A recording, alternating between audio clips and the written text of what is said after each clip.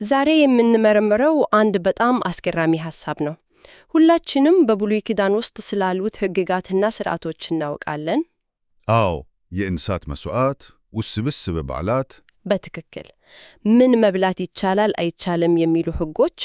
ብዙ ጊዜ ይህንን ስናይ ይህ ሁሉ ነገር ለምንድን ነው ብለን እንጠይቃለን። ልክ እንደ አንድ የቆየና የተወሰሰ ማንዋል ነው የሚመስለው። ልክ። ነገር ግን ዛሬ የምንዳሳቸው ምንጮች እንደሚሉት ይህ ሁሉ ነገር ዝም ብሎ የወጣ ደንብ አልነበረም። በፍጹም። ይልቁንስ ወደ አንድ ትልቅ እውነት የሚጠቁም ጥላ ነበር። እናም የዛሬው ዓላማችን ያንን ጥላ መከተልና እውነተኛው አካል ምን እንደሆነ መፈለግ ነው። በጣም ጥሩ አገላለጽ ነው። ጥላ የሚለው ሐሳብ እኮ ወሳኝ ነው አደል? ያው ጥላ የአንድን ነገር ቅርጽ ያሳያል፣ ግን እውነተኛው ነገር እሱ አይደለም። ምንጮቹም ሚኑትም ይሄንን ነው። እነዚህ ሕግጋት ዝም ብሎ የተቀመጡ የሞራል ደንቦች ብቻ አልነበሩም ማለት ነው። አልነበሩም። ወደፊት ስለሚመጣው መሲህ ማንነትና ሥራ ፍንጭ የሚሰጡ በጥንቃቄ የተቀናበሩ ሕያው ትንቢቶች ነበሩ። ስለዚህ የዛሬው ምርመራችን ያንን ትንቢታዊ ካርታ መዘርጋት ነው። አዎ፣ በሕጉ እና በፍጻሜው መካከል ያለውን አስደናቂ ግንኙነት መረዳት ነው። እሺ፣ በጣም ጥሩ። እንግዲያው ከመጀመሪያውን ጀመር። ብዙ ሰው ሕግን እንደ ከባድ ሸክም ነው የሚያየው። እውነት ነው። ነገር ግን በማቴዎስ 5:77 ላይ ኢየሱስ በጣም ያልተጠበቀ ነገር ተናገረ። ሕግን ልሽር የመጣሁ ይመሰላችሁ አለ። ልፈጽም እንጂ አልመጣሁም። በትክክል ለብዙዎቹ እንግዳ ሊሆን ይችላል። ሊያቃልልልን ሲገባ ለምን ሊፈጽመው መጣ? ይህ የውይይታችን መሰረት ነው። መፈጸም የሚለው ቃል እዚህ ላይ ቁልፍ ነው። ዝም ብሎ መደገፍ ማለት አይደለም። ወደ ተዘጋጀለት የመጨረሻ ግብ አድርሶታል ማለት ነው። የሕግን ዋነኛ ተግባር መረዳት አለብን። እሺ፣ በሮሜ 3:20 ላይ እንደተገለጸው የሕግ ዓላማ ሰዎች ሕግን በመጠበቅ ብቻ ጻድቃን እንዲሆኑ ማድረግ አይደለም። ታዲያ ምንድን ነው? ይልቁንስ የሕግ ዋና ሥራው የኃጢአት ምንነትን ማሳየት ነው። ልክ እንደ መስታወት ማለት ነው። ቆሻሻ እንዳለብሽ ያሳየሻል እንጂ አያጸዳሽም። በትክክል። በጣም ጥሩ ምሳሌ ነው። ወይም ምንጮቹ የተጠቀሙበትን ልስጥሽ። ልክ እንደ በሽታ መረመሪያ መሳሪያ፣ እንደ ኤምአርአይ ማሽን። አዎ፣ ኤምአርአይ በሽታ እንዳለብሽ በዝርዝር ያሳይሻል፣ ነገር ግን አያድንሽም። ሕጉም እንደዛ ነው። ችግሩ ምን ያህል ጥልቅ እንደሆነ በግልጽ ያሳያል። ኃጢአት የሚባለው ነገር ምን ያህል ከባድ እንደሆነ ያስረዳናል ማለት። ልክ ነሽ። የእግዚአብሔርን የቅድስና ደረጃ እንደማናሟላ በግልጽ ያሳየናል። ጋላትያ 3 ላይ ወደ ክርስቶስ እስክንመጣ ድረስ ሞግዚታችን ነበር ይላል። ይሄ ሐሳብ ከምታነሳው ጋር ይሄዳል። አዎ፣ ሞግዚት ልጁን ይጠብቀዋል፣ ይመራዋል። ግን ስልጣኑ ጊዜያዊ ነው። ልጁ ሲያደግ የሞግዚቱ ሥራ ያበቃል። ምንጮቹም የሕግን ውስንነቶቹ ጎል አድርገው ያሳያሉ። ለምሳሌ የእንስሳት ደም የፈሰሰባቸው መሥዋዕቶች፣ አዎ፣ የሰዎቹን ሕሊና ፍጹም ማድረግ እንዳልቻሉ ይገልጻሉ። ይሄ ወሳኝ ነጥብ ነው። በጣም ዕብራውያን 9 ላይ እንደሚለው እነዚህ ሥርዓቶች እስከ ተሐድሶ ዘመን ድረስ የተቀመጡ የሥጋ ሥርዓቶች ብቻ ነበሩ። የውጭ ድርጊትን ይቆጣጠራሉ፣ ግን ልብን አይለወጡም። በትክክል ችግሩን በግልጽ ያሳዩ ነበር፣ ነገር ግን ዘላቂ መፍትሄ አልነበራቸውም። እሺ፣ ሕጉ ችግሩን አሳይቷል፣ ግን መፍትሄ አልሰጠም ካልን ቀጣዩ ጥያቄ ታዲያ እውነተኛው መፍትሄ ምንድን ነው የሚል ይሆናል። ልክ ነው። እዚህ ላይ ነው ምንጮቹ ወደ ቅድም የጠቀስነው ጥላ እና አካል ዘይቤ የሚመጡት። ቆላስይስ 17 ላይ ያለው። አዎ፣ በዓላት፣ አዲስ ጨረቃ፣ ሰንበት፣ እነዚህ ሁሉ ሊመጡ ያሉት ነገሮች ጥላ ናቸው። አካሉ ግን የክርስቶስ ነው ይላል። በእርግጥም የጉዳዩ ልብ እዚህ ጋር ነው። እስቲ ስለዚህ የጥላና አካል ግንኙነት እናውራ። እሺ፣ ምንጮቹ አንድ ወሳኝ ጥያቄ ያነሳሉ። መሲሁ እንደ ተራ ሰው የሚመጣ ከሆነ ሰዎች እንዴት ሊያውቁት ይችላሉ? እውነት ነው። ዝም ብሎ መጥቶ እኔ መሲህ ነኝ ቢል ማን ያምነዋል? ብድዮግ ማንነቱን የሚያረጋግጥለት ነገር ያስፈልገዋል። ሕጉ በነዛ እጅግ በተወሳሰቡ ዝርዝሮቹ እንደ አንድ ትልቅ የማንነት መታወቂያ ሆኖ አገልግሏል። ወይም እንደ ቅድመ እይታ ፕሪቪው ማለት ነው። ልክ ፊልም ከመውጣቱ በፊት እንደሚታየው ትሬይለር። በጣም ጥሩ ምሳሌ ነው። ትሬይለር የፊልሙን ዋና ዋና ገጸ ባህሪያት፣ ጭብጥ እና አንዳንድ ቁልፍ ትዕይንቶችን ያሳይሻል። እና ፊልሙን ስታይ ይሄ እኮ ትሬለሩ ላይ ያየሁት ነው ትያለሽ። ልክ እንደዛ። ሕጉም እንደዛ ነበር። በዓላቱ፣ ቤተ መቅደሱ፣ መሥዋዕቶቹ፣ ሁሉም መሲሁ ማን እንደሚሆን፣ ምን እንደሚያደርግ፣ እንዴት እንደሚሞትና እንደሚነሳ የሚገልጹ ሕያው ትንቢቶች ነበሩ። የእያንዳንዱ ሥርዓት ስለ እርሱ ማንነት አንድ ፍንጭ ይሰጥ ነበር። ስለዚህ መሲሁ በመጣ ጊዜ ሕጉን የሚያውቁ ሰዎች ይህ እኮ ሕጉ ሲጠቁም የነበረው ሰው ነው ብለው እንዲያውቁት ታስቦ ነው። በትክክል።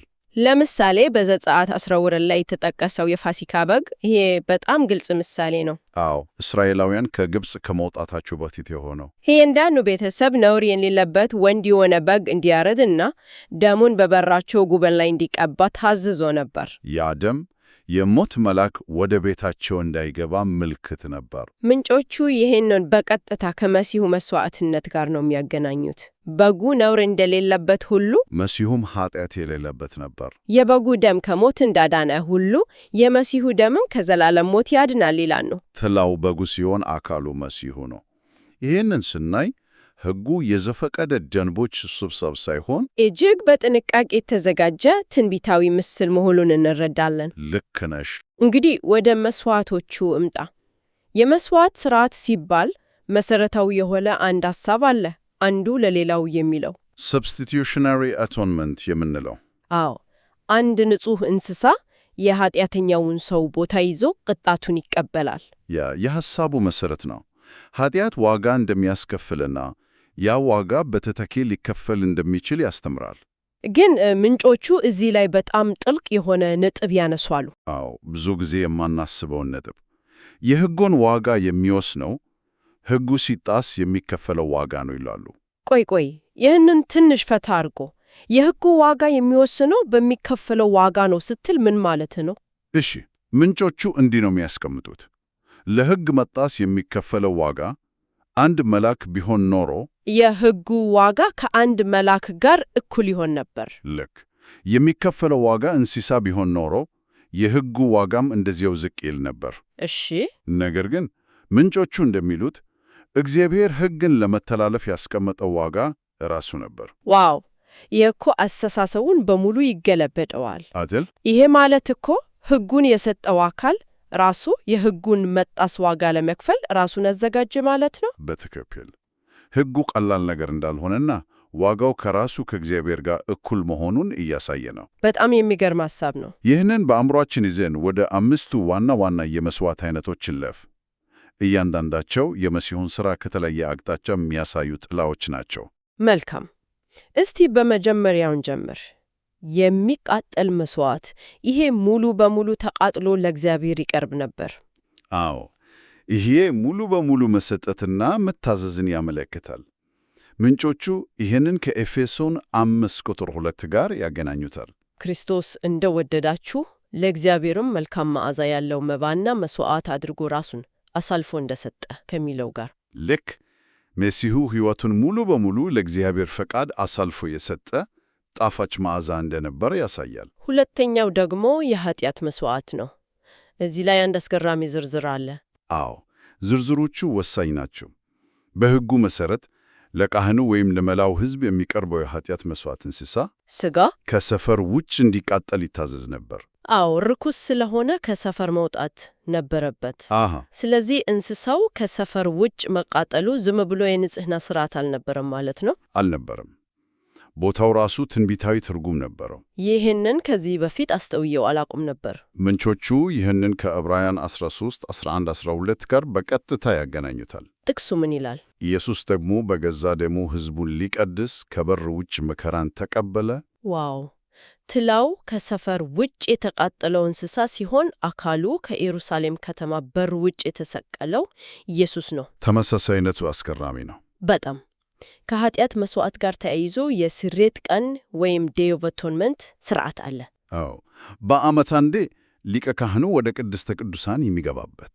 እዚህ ላይ 2 ፍየሎች ይቀርባሉ። ልክ ነው።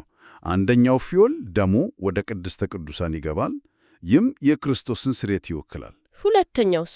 ሌላኛው ፍየል አዛዜል ተብሎ የሚጠራው ሊቀ ካህኑ የሕዝቡን ኃጢአት በሙሉ በራሱ ላይ ከተናዘዘበት በኋላ ወደ ምድረ በዳ ይሰደዳል። እሺ። እዚህ ላይ ምንጩ በጣም የሚገርም ትንታኔ ይሰጣል። ሁለተኛው ፊዮል ኃጢአት ተጭኖበት የሚሰደደው የኃጢአት ምንጭ ለሆነው ለሰይጣን የመጨረሻውን ኃላፊነት ማስረከብን ያመለከታል ይላሉ። ይህ ብዙ ጊዜ የማንሰማው ሐሳብ ነው። ኃጢአት ከሕዝቡ ተወግዶ ወደ መጣበት ይመለሳል የሚል ምሳሌያዊ ትርጉም አለው ማለት ነው። አዎ፣ የኃጢአት ሙሉ በሙሉ መወገድን ያሳያል። አንዱ ዋጋውን ሲከፍል፣ ሁለተኛው ደግሞ ኃጢአቱ መወገዱን ያረጋግጣል። እሺ፣ ወደ ሌሎቹ እንለፍ። የበደል መስዋዕት አለ። ይህ ከኃጢአት መስዋዕት በምን ይለያል? የበደል መስዋዕት በአብዛኛው የሚያተክረው በግለሰቦች መካከል ወይም በግለሰብና በእግዚአብሔር ንብረት ላይ የተፈጸሙ በደሎች ማስተካከል ላይ ነው። ካሳ መክፈልን ያካትላል ማለት ነው። በትክክል የተበደለውን አካል መካስን ይጠየቃል። ይህ መሲሁ የሰው ልጅ በእግዚአብሔር ላይ ያደረሰውን በደል በመካስ ግንኙነቱን እንደሚያድስ ያሳያል። ቀጣዩ የሰላም መስዋዕት ነው። እሱ ደግሞ ከሌሎቹ የተለየ ባህሪ ያለው አይደል? አዎ፣ በጣም ልዩ ነው። ምክንያቱም መስዋዕቱን ያቀረበው ሰው ራሱ ከተወሰነው የሥጋ ክፍል ይበላ ነበር። ከእግዚአብሔር ጋር ማዕድ መጋናትን ነው የሚያሳየው። ልክ ነሽ። እርቅንና ኅብረትን ያመለክታል። በኃጢአት የተቋረጠው ግንኙነት እንደገና መታደሱን ያሳያል። በመጨረሻም የእህል ቁርባን አለ። ይህ ደግሞ ከእንስሳት መስዋዕት ይለያያል። አዎ፣ እና ዝርዝሮቹ ወሳኝ ናቸው። በምን ይታወቃል? በሁለት ነገሮች። እርሾ መኖር አልነበረበትም፣ ነገር ግን በጨው መቀመም ነበረበት። እርሾ በመጽሐፍ ቅዱስ ውስጥ በአብዛኛው የኃጢአትና የሐሰተኛ ትምህርት ምሳሌ ነው አይደል? በትክክል። ኢየሱስም ከፈሪሳውያን እርሾ ተጠበቁ ሲል ትምህርታቸውን ማለቱ ነበር። ስለዚህ መሲሁ በውስጡ ኃጢአትና ሐሰት የሌለበት ንጹሕ የሕይወት እንጀራ መሆኑን ይጠቁማል። ልክ ነሽ። ጨውስ? ጨው ደግሞ ዘላቂነትና ኪዳንን ያመለክታል። ማይለወጥ ዘላለማዊ ቃል ኪዳንን። ምንጩ የጨው ቃል ኪዳን ብሎ ይጠራል። ስለዚህ የእህል ቁርባኑ መሲሁ ኃጢአት የሌለበትና ቃሉ ዘላለማዊ መሆኑን የሚያሳይ ጥላ ነበር። አዎ፣ እና ክርስቶስ የበኩራት ፍሬ መባሉ ይህንን ሁሉ አንድ ላይ ያሰራል። እንግዲህ ከመላእክት በተሰጠ በእንስሳት ደም በታተመና የውጭ ድርጊቶችን ብቻ ከሚመለከት ሕግ ወደ አንድ አዲስ ሁኔታ ተሸጋገርን ማለት ነው። ይህንን ሽግግር ምንጮቹ እንዴት ያብራሩታል? ለውጡን ለመረዳት የሕግን አሰራር ማየት አለብን። ብሉይ ኪዳን አታደርግ ይል ነበር፣ ኃጢአትን ይገልጽ ነበር። ግን ያንን ሕግ ለመጠበቅ የሚያስችል ውስጣዊ ኃይል አልሰጠም። አዲሱ ኪዳን ግን ኃጢአትን የማሸነፍ ኃይል ይሰጣል ይላል ጽሑፉ። ለውጡ በድንጋይ ላይ ከተጻፈ ውጫዊ ሕግ መንፈስ ቅዱስ በሚሰጠው ኃይል በልብ ላይ ወደሚጻፍ ውስጣዊ እውነታ ነው። ልክ በማቴዎስ 5 ላይ ኢየሱስ የሰጠውን ማብራሪያ እናስታውስ። አትግደል ሚለውን ወስዶ በወንድምህ ላይ መቆጣት እንኳን እንደ መግደል ይቆጠራል ይላል። አታመንዝር ሚለውን ወስዶ በፍትወት ስሜት መመልከት እንኳን በልብ እንደ ማመንዘር ነው ይላል። ደረጃውን ከፍ አደረገው። ደረጃውን ከፍ ከማድረግም በላይ ወደ ሕጉ እውነተኛ መንፈስና ዓላማ መለሰው። የሕጉ ዓላማ የልብን ውስጣዊ ሁኔታ መለወጥ ነበር ማለት ነው። ልክ ነሽ። የብሉይ ኪዳን ሕግ ግን ያንን ለማድረግ ኃይል አልነበረውም። አዲሱ ኪዳን ግን ያንን ውስጣዊ ለውጥ ያመጣል። ጽሑፉ ዮሐንስ 33:34ን ይጠቅሳል አይደል? አዎ፣ እርስ በርሳችሁ ተዋደዱ የምትል አዲስ ትእዛዝ እሰጣችኋለሁ። ይህ አዲሱ ትእዛዝ የሁሉንም ሕግጋት ፍጻሜ ነው። ፍቅር የሕግ ሁሉ ፍጻሜ ነውና። ይሄ ልክ ውስብስብ የሆነ የመንገድ ሕግጋት መጽሐፍን ከማጥናት ይልቅ መንገዱን በሙሉ የሚያውቅ አንድ ባለሙያ ሾፌር አጠገብ ተቀምጦ እርሱን መከተል ማለት ነው። በጣም ጥሩ አገላለጽ ነው። ከእንግዲህ መጽሐፉን ሳይሆን ሾፌሩን ነው የምታየው። በትክክል የሕግ ደንቦችን ከመከተል ወደ አንድ ሰው መከተል የተደረገ ሽግግር ነው። ምንጩ የመጨረሻው አዳም ይለዋል። ሥጋ የለበሰው ሕግ ራሱ። አዎ፣ የመጨረሻው አዳም ሲናገር ሕግ ነበር፣ ሲንቀሳቀስ ሕግ ነበር፣ እርሱ ራሱ ሕግ ነበር። ስለዚህ ተከታዮቹ ደንቦችን ሳይሆን እርሱን ነው የሚከተሉት። እንግዲህ ዛሬ ባደረግነው ውይይት የብሉይ ኪዳን ሕግን እንደ ጥንታዊ ደንቦች ስብስብ ከማየት ተነስተን የተሟላ ትርጉሙንና እውነታውን በመሲሁ ማንነት ውስጥ ያገኘ እጅግ ዝርዝር የሆነ ጥላ ወይም ትንቢታዊ ንድፍ እንደሆነ ተረድተናል። በእውነት የሚያስደንቅ ነው። አዎ፣ እና የአመለካከት ታሪኩን በሙሉ በአዲስ መልክ ነው የሚያስቀምጠው። ሕግ ከጸጋ ጋር አይቃረኑ። ይልቁንስ ለጸጋ ምን ያህል ከፍተኛ ፍላጎት እንዳለን የሚያሳየን እሱን ነው። ችግሩን ፍጹም በሆነ ግልጽነት በመግለጽ ጥላውን የፈጠረው አካል ሲመጣ በቀላሉ ሊታወቅ ችሏል። ልክ ነሽ። ያለ ጥላው አካሉን መለየት እጅግ ከባድ ይሆን ነበር። ይሄ ደግሞ አንድ የመጨረሻ ጥያቄን እንድናስብ ይጋብዘናል። እነዚህ ጥንታዊ ስርዓቶችና ሕግጋት ይህን ያህል ዝርዝርና ዓላማ ያለው ጥላ ከነበሩ ሲጠቆሙት ስለነበረው አካል ምንነትና ዋጋ ምን ይነግረናል? በጣም ጥልቅ ጥያቄ ነው። እናም በሰፊው ስናስበው በታሪክ ውስጥ፣ በስነ ጽሑፍ ወይም በራሳችን ሕይወት ውስጥ ገና ያልተገነዘብናቸው ወደ አንድ ጥልቅ እውነታ የሚጠቆሙ ሌሎች ምን አይነት ጥላዎች ይኖሩ ይሆን?